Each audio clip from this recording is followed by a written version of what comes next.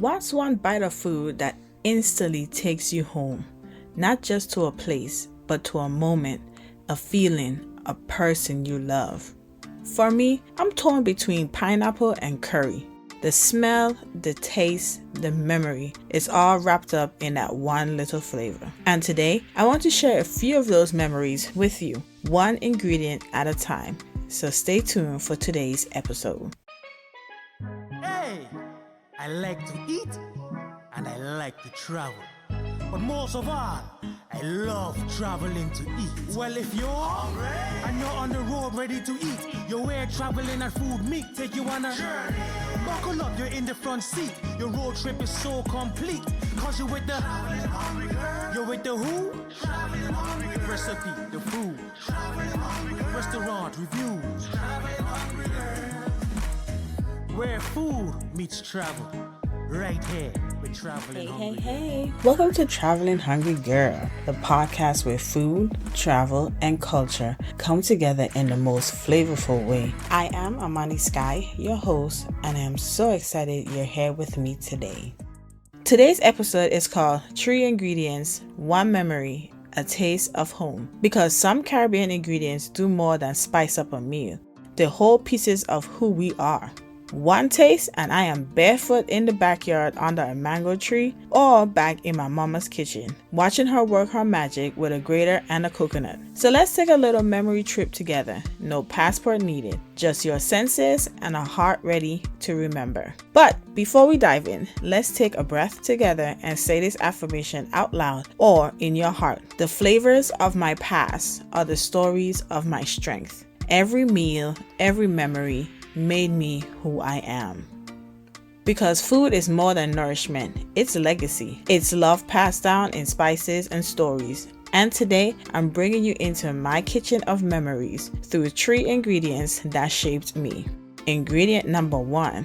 Let's start with coconut. I'm not talking about that stuff from a can. I mean the real thing. The sound of the knife cracking into that brown shell, the milky water spilling out into the bowl, and trust you better not spill it. And then the scraping, Lord, the scraping. If you know, you know. Scraping coconut on that old grater was a full body workout. My little hands would grip that grater tight, and sometimes I'll end up with more scraped knuckles than coconut. But I didn't care, because the scent of freshly grated coconut meant one thing in our house. Sweetbread or tart was coming. It was usually a Sunday thing. My mother would pull out her big mixing bowl, humming a hymn or one of her old school songs while she measured the flour by feel, not by cups, while looking over her glasses to see. She didn't need a recipe.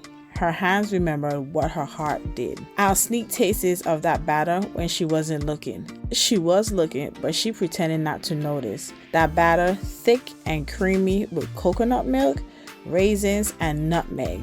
That was better than anything store-bought. For me, coconut is more than an ingredient. It's the memory of being small, being seen, being part of something. It's the comfort of routine and the sacred rhythm of island kitchens. In Caribbean cuisine, coconut is everywhere. From savory dishes like oil down in Grenada or rundown in Jamaica to coconut rice in Trinidad, and of course, all our sweet treats, sugar cakes, coconut drops, tarts, and sweet bread. Coconut is versatile, yes, but it's also deeply emotional. It connects generations. It reminds us that cooking isn't just a task, it's a love language. Ingredient number 2, thyme. No pot of soup or stew in a Caribbean kitchen is ever complete without one thing, thyme. Fresh thyme to be exact. The kind you pluck from the stem and toss in with a prayer. There's something earthy and grounding about the smell. I remember holidays at home, the kitchen crowded with laughter, the windows fogged up, and the air thick with the aroma of garlic, onion, and thyme. My mom and my aunt would be moving like a dance, one stirring the pot, another rolling dumplings, and me standing close by, trying to sneak a taste. Thyme always stood out to me, not just for its flavor, but for its presence. It was spiritual. Like it rooted every dish in something deeper, whether it was bubbling in fish broth or infusing a pot of callaloo. Thyme made the food taste like home, but it's also made the kitchen feel like church. You know what I mean? Like something sacred was happening. These days, my go-to comfort dish is a pot of goat water loaded with meat, garlic, potatoes, lots and lots of dumplings, vegetables, and of course, a generous handful of fresh thyme. Because when life gets heavy, I turn to what I know, and thyme always knows how to bring me back. Ingredient number 3, mango. Mango season was pure joy as a kid. I remember climbing trees with scraped up legs and stained shirts just to reach the perfect one. Not too ripe, not too green, just the right balance of sweet and tangy. We'll sit in the yard, juice running down our arms, biting into that golden flesh like it was treasure. And it was. Mangoes weren't just food, they were a vibe. They meant summer, laughter, cousins visiting from abroad, water fights in the sun, and that unbothered feeling of being completely free. You never ate mango alone. You'll share it, trade it, show off who got the biggest one or who peeled theirs the cleanest. Mangoes built community, even if you didn't realize it back then. And listen, if you never had mango chow with lime juice, salt, and pepper, please fix that. It's a whole experience you don't want to miss. Or toss some diced mango into a quick salsa with red onion, cilantro, and scotch bonnet. Sweet meets fire. That's the Caribbean way. So there you have it. Coconut, thyme, and mango. 3 ingredients, 1 memory. No, actually, many memories. Because these aren't just flavors, they're time machines. They carry the voices of the women who raised us, the homes we danced in, and the hands that fed us with love. Our food tells the truth about who we are: bold, tender, joyful, and rooted. Now that we've traveled through memories of sweet coconut, grounded thyme, and juicy mango, why not bring the story to life in your own kitchen? I put together a quick, comforting recipe inspired by all 3 ingredients, something that feels like a hug in a bowl. It's simple, nourishing, and full of flavor, just like the women who taught me how to cook. So grab your apron and let's turn these memories into a meal. This dish is called Coconut Mango Thyme Chicken Bowl that you can whip up in 30 minutes and with a serving size of 3 to 4. Your ingredients. For the chicken, 1 pound of boneless, skinless chicken thighs or breasts, your preference, 1 tablespoon olive oil or coconut oil, 1 teaspoon of fresh thyme leaves or a half a teaspoon of dry thyme, a half a teaspoon of garlic powder, a half a teaspoon of all-purpose Caribbean seasoning or jerk seasoning, 1/4 teaspoon of paprika, 1/4 teaspoon of salt and black pepper, and juice of a half of a lime. For the coconut mango sauce, a half a cup of coconut milk, full fat, 1 ripe mango diced, 1 clove of garlic minced, 1/4 teaspoon of fresh grated ginger, a pinch of chili flakes, and a pinch of salt. For serving, have cooked rice, sliced cucumber or greens, lime wedges, and extra mango cubes or cilantro for garnish. Instructions. Step 1. Season and cook the chicken, which takes about 12 to 15 minutes.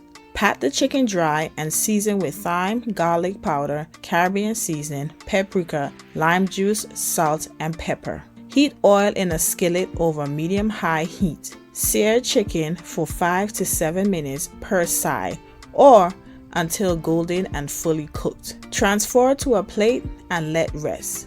Slice before serving. Step 2. Make the coconut mango sauce. This takes about 10 minutes.